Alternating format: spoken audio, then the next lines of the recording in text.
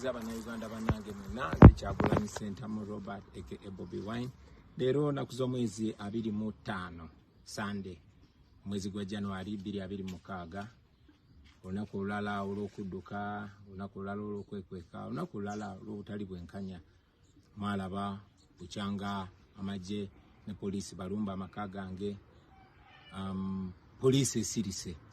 Kikulaga nti mu nfuga nga family rule nga family emu yawamba eggwanga lyonna n'ebitongole tebikola mulimu gwabyo. Poliisi esirise muhozi ye kyakola basirika busirisi ne bwe kiba kikyamu. Poliisi gye yakozesa okulumba amaka gange. Poliisi tewangako statement yonna tibagenze ne bakuba mukyala wange ne bamenya ennyumba yange olw'ensonga eno beeno. Tewali musango gwonna gwe nazza. Bagamba tebanoonya then ne bagenda ne bamenya amaka gange. Bali bagalayo ki ne bamukuba mukazi wange nga babanja Kyagulanyi. Lwaki tebampita nti nyina omusango? Human Rights Commission mukyala wange Adya yagamba agenda wanga kyalire ku mukyala wange, and indeed bagenda ewange nga bagenze kwesanitizing na kulaga nti balina omulimu gwe bakola ku ddembe ly'obuntu. Omukyala wange bamugalidde waka amagye gakyali ewange, naye bukyanga mukyala wange alumbibwa ne bamukuba ne bonoona amaka gaffe. Tewali Human Rights Commission yali akoze. Ekyewuunyisa ne bakitaffe mu Katonda aba Interreligious Committee olunaku nga tebanalumba mukyala wange baali waka era bamusanga nga bamusibidde waka ng'enjala emuluma era nabibagamba byonna. Naye songa bbiri ze bayogerako, ekisooka bamubuuza Bobby Wine ayagala kukyankalanya ggwanga, naye ate nga tuzze nga tubagamba mwenna byonna bitwogera tubyogera mu lwatu ate nga biri mu mateeka kukayinira ddembe lyaffe nakulekerawo kunyigirizibwa.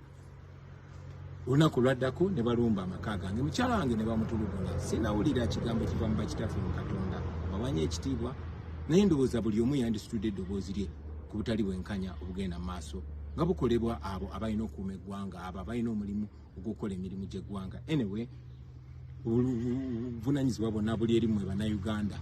Mwalaba Chief Justice nga bamulayiriza ekisozi.